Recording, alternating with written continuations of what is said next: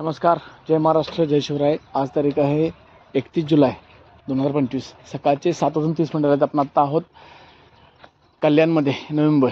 तर हे डेमोलेशनचं मशीन आहे कोबेल्को SK 520 XD। आपण पाहू शकता हे 32 मीटरचं लॉंग रेंज मशीन आहे। तर आपल्याला याची कस्टमरांना वरती जी सनरूफ दिसते ते त्यांना इथं कट करून त्यांना असे पूर्ण ग्लास लावून द्यायचे, म्हणजे ते वरती जे हाईटचं जे डेमोलेशन करणार, पाडकाम करणार, त्यावेळी त्यांना ते त्याच्यामध्ये विजिबिलिटी होईल। तर आता आपण आलेलो आहेत, आता कस्टमर आणि त्यांचा वेल्डर पण येतोय, समोर कट करून त्याला आपण ते लावणार आहोत। आपण पाहू शकता हे 32 मीटरची हाईट वरती ते काम करतं। याला काउंटर वेट वगैरे बघा कसं आहे, काउंटर वेट वगैरे चांगलं दिलं याला। वरती त्याला स्टीलचे गार्ड दिलेले आहे की दगड वगैरे पडू नये म्हणून, ते पण पाहू शकता आपण।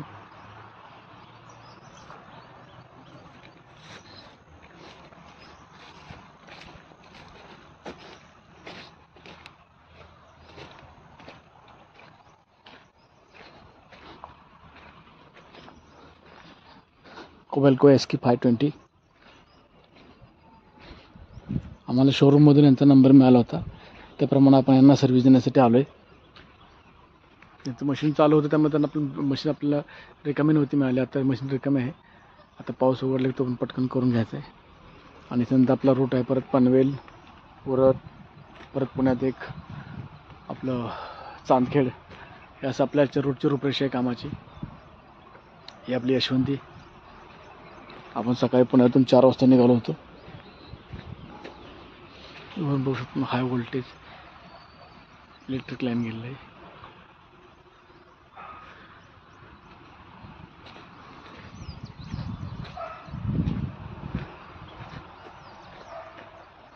पाहू शकता ही कोबेल्को 520 किती प्रशस्त कॅबिन आहे। आणि राईटच्या काचाला बघा कसं केले, ब्रॅकेट केले तिथं।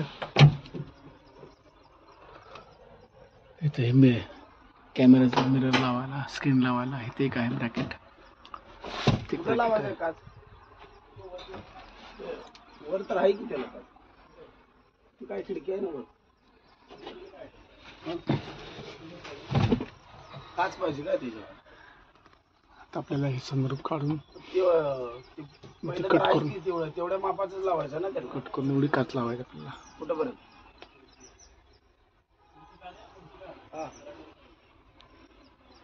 पूर्ण बस कॅबिनचं स्टील गार्ड पाहू शकता किती जड आहे। मशीन उचलावं लागतं, साधारणपणे 500 ते 700 किलो वजन असणार आहे।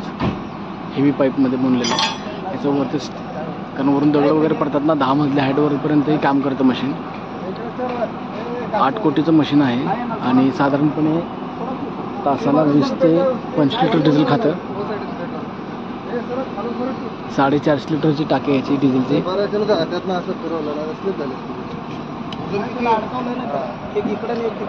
आपल्याला तो माणूस उभा आहे तिथं, आपलं असे पत्रा कट करून तिथं अशा आपल्याला कात बसतो समोर, कारण ती वरती ज्यावेळेला 10 मजल्या हाईटवरती ते कटिंग केलं जातं त्यावेळेला त्याच्यामधून विजिबिलिटी आली पाहिजे।